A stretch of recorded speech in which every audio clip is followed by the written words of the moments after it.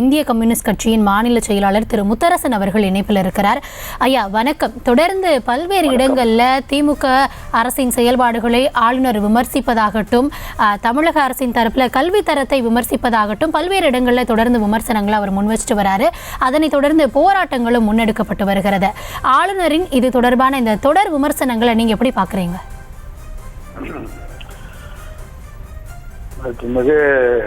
ஆளுநர் நமக்கு தனிப்பட்ட பகையோ விரோதங்களோ கிடையாது.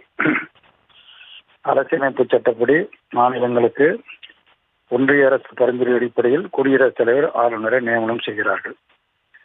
மாநிலங்களுக்கு வருகிற ஆளுநர்கள், நியமிக்கப்பட்ட ஆளுநர்கள், அவர்களுக்கு உரிய அந்த ஆளுநர் பதவி பொறுப்பு என்பது மிக மேலான ஒரு உயர்ந்தபட்ச பொறுப்பு.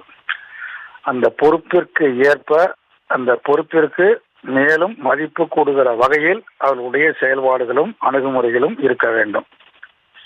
ஆனால் அண்மை காலமாக பாரதிய ஜனதா கட்சி ஆட்சியில் இல்லாத மாநிலங்கள், தமிழ்நாடு, கேரளா, மேற்கு வங்கம் போன்ற பல மாநிலங்களில் ஆளுநர்கள் பாரதிய ஜனதா கட்சியினுடைய கைப்பாவையாக, RSS கைப்பாவையாக செயல்படுவது ஜனநாயகத்திற்கு மிகப்பெரிய பேராபத்தாக முடியும். தமிழக ஆளுநர் திரு RN ரவி அவர்கள் அவர் வந்த நாள் தொட்டு இன்று வரையில் ஒரு போட்டி அரசாங்கத்தையே நடத்தி கொண்டிருக்கிறார். பல்கலைக்கழகங்களுக்கு துணைவேந்தர்களை நியமனம் செய்வது, குற்றச்சாட்டு உள்ளவர்களுக்கே பதவி நீடிப்பு செய்வது, தன் விருப்பப்படி பதவி வழங்குவது, பதவி நீடிப்பு செய்வது, அதே போல நிகழ்ச்சிகளை தானே ஏற்பாடு செய்து கொள்வது, தானே இவர் தமிழ்நாடு முழுவதும் சுற்றுப்பயணம் செய்வது, அங்கு அமைச்சர்கள் வருகிறார்களா, ஆட்சித்தலைவர் வருகிறார்கள் அவருக்கு கவலை இல்லை. உதாரணமாக நேற்றைய தினம் நாகப்பட்டினத்தில் மீனவ பல்கலைக்கழகத்தில் பட்டமளிப்பு விழாவில் சம்பந்தப்பட்ட துறை அமைச்சர் அனிதா ராதாகிருஷ்ணன் பங்கேற்கவில்லை, மாவட்ட ஆட்சித்தலைவர் பங்கேற்கவில்லை, துறை செயலாளர் பங்கேற்கவில்லை, யாருமே பங்கேற்கல. இது உண்மையிலேயே ஒரு ஆளுநர் இது ஒரு மிகப்பெரிய அவமானகரமாக கருத வேண்டும். ஆனா இவர் அதை பத்தி எல்லாம் கவலைப்படலை. அங்க பட்டமளிங்கி விளையாண்டாங்க, கருப்பு கொடி எல்லாம் இந்திய கம்யூனிஸ்ட் கட்சி, காங்கிரஸ், விடுதலை சிறுத்தைகள், மார்க்சிஸ்ட் கட்சி எல்லாம் சேர்ந்து கருப்பு கொடி எல்லாம் காமிச்சிருக்கிறாங்க. தமிழ்நாடு முழுவதும் தொடர்ந்து கருப்பு கொடி எல்லாம் காண்பிக்கப்படுகிறது. அது குறித்தெல்லாம் இவர் கவலைப்படலை. ஆளுநருக்குரிய வேலையை தவிர மற்ற வேலைகளை எல்லாம் மிக துரிதமாக செய்து கொண்டிருக்கிறார்.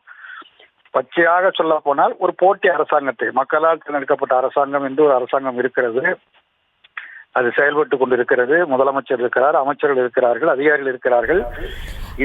தொடர்ந்து நீங்களே குறிப்பிடுவது போல அவர் போற இடங்கள் எல்லாம் அரசுக்கு பேரலா ஒண்ணு பண்ணிட்டு இருக்காங்க. அதே மாதிரி தமிழக கல்வி தரம் குறித்து விமர்சனங்களை முன்வைக்கிறார். இப்படி அடுத்தடுத்து விமர்சனங்கள் வரக்கூடிய நிலையில ஆளுநரின் செயல்பாட்டிற்கு இது போன்ற விமர்சனங்களுக்கு பின்னாக ஏதாவது ஒரு பின்னணி இருப்பதாக நீங்க நினைக்கிறீங்களா?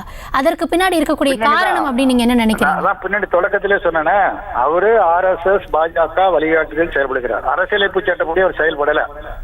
அவர் அரசியலமைப்பு சட்டப்படி ஆளுநராக செயல்பட்டால் பிரச்சனையே கிடையாது.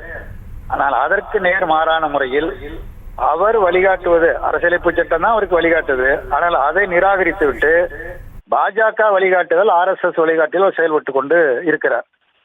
அதனால இவர் என்ன பண்றாருன்னா ஒரு போட்டி அரசாங்கத்தை, இங்க இருக்கிற அரசாங்கத்திற்கு ஒரு நெருக்கடியை உருவாக்குவது, சட்ட ரீதியான நெருக்கடிகளை உருவாக்குவது.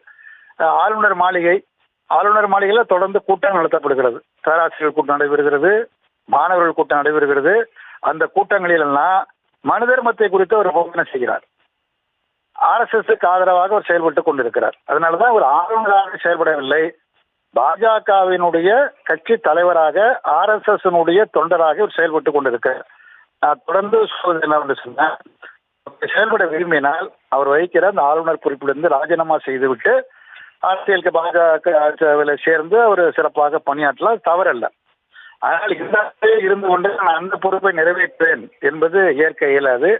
இவருடைய பதவி காலம் என்பது ஏற்கனவே முடிந்து போய்விட்டது.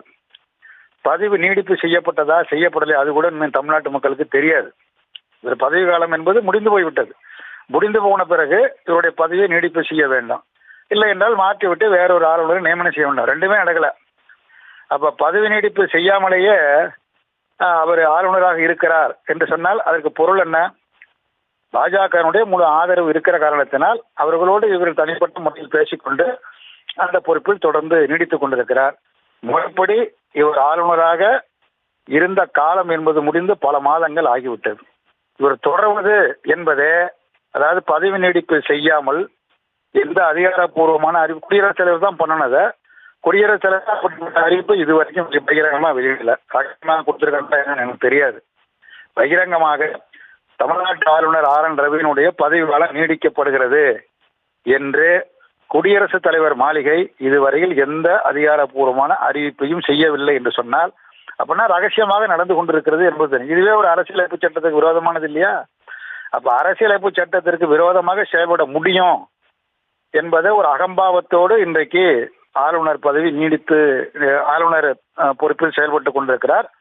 அதற்கு முழு ஆதரவாக ஒன்றிய அரசாங்கம், குறிப்பாக பாஜக செயல்பட்டு கொண்டிருக்கிறது. ஐயா, இந்த தருணத்தில் இணைப்பில் வந்து உங்களுடைய கருத்துக்களை பகிர்ந்து கொண்டமைக்கு நன்றி. செய்திகளை உடனுக்குடனும் துல்லியமாகவும் தெரிந்து கொள்ள சப்ஸ்கிரைப் பண்ணுங்க.